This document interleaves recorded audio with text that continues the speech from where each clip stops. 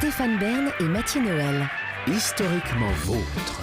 Historiquement vôtre continue. Et si Stéphane, afin de couper court aux vilaines rumeurs selon lesquelles, sorties de vos fiches, vous ne seriez pas si balèze que ça en histoire, vous acceptiez de vous confronter à notre historienne Clémentine Portier-Kaltenbach dans le cadre du quiz? Je ne me sens pas bien. Ne soyez pas défaitiste sur un malentendu, vous pouvez gagner. Par exemple, s'il y a une question à base de saucisse, on ne sait jamais. On croise les doigts et on joue à Perle ou Biala. Stéphane, on va commencer par une question très simple. Quand Catherine Henriette Bélier, dit Cato la Borgnesse, a déniaisé Louis XIV à 16 ans, on la remercie en lui donnant un hôtel, une pension de 2000 livres et en plus, on nomme son mari ambassadeur à Madrid pour qu'elle ait définitivement la paix. Vrai ou faux? Non, on l'a fait baron, son mari.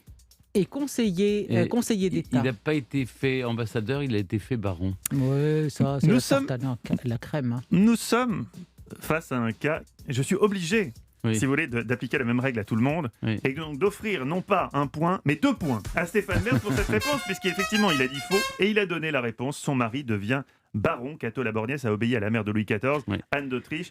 Elle était en confiance. Cato la Borgnesse faisait les lavements d'Anne d'Autriche, et c'est vrai que ça crée des liens, il paraît. Et vous savez qu'elle a été autorisée à prendre des pierres sur le chantier du Louvre, aux grandes dames de Mazarin. Elle disait, mais qu'est-ce que c'est que cette histoire? Ok, elle a dépucelé Louis XIV par raison d'État, mais enfin tout de même. Hein.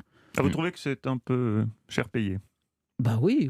Et puis c'est depuis son balcon que la reine-mère a assisté à l'entrée. Ah oui, ça, vous savez, quand on aime l'histoire, ça fait partie des moments qu'on connaît bien. Importants, parce que le fait le moment où le roi a été déniaisé, Il n'y a pas que ça. Il y a dans votre regard, en tout cas, vraiment, on a l'impression que vous aimeriez y être. Conseil touristique pour conseil touristique, Mathieu, si vous allez 68 rue François Miron, là où se trouve l'hôtel de Beauvais, bien, maison hôtel de Cato la Borgnesse, les têtes de bélier alternent avec les têtes de lion, les têtes de bélier pour Catherine Bélier, et elle n'est évoquée qu'à travers un visage de femme, un mascaron assez laid, parce qu'elle était de fait, semble-t-il, assez laide. En revanche, il y a un résident de ces lieux qui est évoqué, lui, et de façon très touchante, c'était un petit garçon de 7 ans, mais c'était Mozart, parce que Mozart a vécu dans l'hôtel particulier de Cato la Borgnesse, qui était devenu la légation autrichienne. Comme nous avons eu droit à, n'est-ce pas, un exposé assez long et assez précis de la part de Clémentine, elle vient d'obtenir 1 point déjà dans le quiz, avant même de répondre à la deuxième question. 1 point comme ça, tombé du ciel. Stéphane, attention, 2-1. Mais je crois qu'à question numéro 2. Les auditeurs vont vous conspuer. Vont porter plainte, vous pensez? Oui, je pense. Il va y avoir des gens avec des pancartes en bas d'Europe 1 pour dire attention, le quiz, c'est pas sérieux. Question numéro 2 pour vous, Clémentine. Quand le capitaine Haddock, là on est au cœur de l'histoire, quand le capitaine Haddock utilise le mot bachibouzouk, c'est un vrai mot turc qui date de l'Empire ottoman. Ça signifie littéralement pantalon bouffant. Non, alors bachibouzouk est en effet un vrai mot turc, mais qui ne signifie pas du tout pantalon bouffant. Ça désigne des soldats supplétifs, un peu comme des mercenaires de l'armée turque, qui étaient au contraire complètement fous et déchaînés, et c'est ce que signifie bachibouzouk. 2 points pour Clémentine Portier-Kaltenbach. La bonne réponse et l'explication qui va bien derrière. Vous êtes vraiment trop fort pour ce quiz. Question numéro 3 pour vous, Stéphane Bern. J'adore les bachibouzouk peint par Jérôme, qui est une merveille. Je l'ai fait reproduire. Vous l'avez chez vous?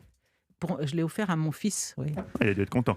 La bataille de Waterloo en 1815. Une copie, je précise, sur un site de reproduction. Bien sûr. La bataille de Waterloo en 1815 a donné lieu à un impressionnant délit d'initié boursier. Vrai ou faux, Stéphane? Absolument. Oui, alors maintenant, on ne se contente plus des réponses. Étayez. Que s'est-il passé? Sinon, pas de point. Comment ça? Une décision que j'ai prise comme ça. Pour vous mettre des bâtons dans les roues. Non, c'est un peu court, jeune homme. Il y a eu effectivement...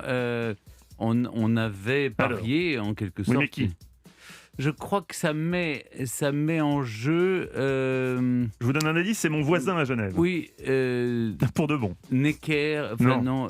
Pas Ouvrard, non? Non, banquier, un banquier célèbre. Alors, le plus célèbre des banquiers. Les Rothschild ont évidemment... parce que les Rothschild étaient implantés déjà un petit peu partout en Europe. Oui. Et justement, ils ont misé sur... Ils ont spéculé sur la défaite de Napoléon.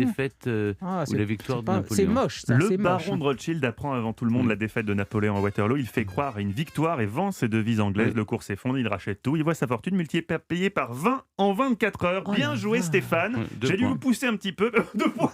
Il s'auto-attribue les points de peur que je les lui retire. Bien joué, Stéphane. 2 points. Je n'ai plus aucune idée du compte des points dans ce quiz. J'espère qu'en régie, vous suivez. Question numéro 4 pour vous, Clémentine. Question qui va peut-être vous départager. Question sur les institutions de la Ve République. Ségolène Royal a fait sa demande en mariage à François Hollande devant les caméras de Saga sur TF1, mais quand l'émission était présentée par Flavie Flament. L'émission était beaucoup moins bien d'ailleurs. Vrai ou faux ?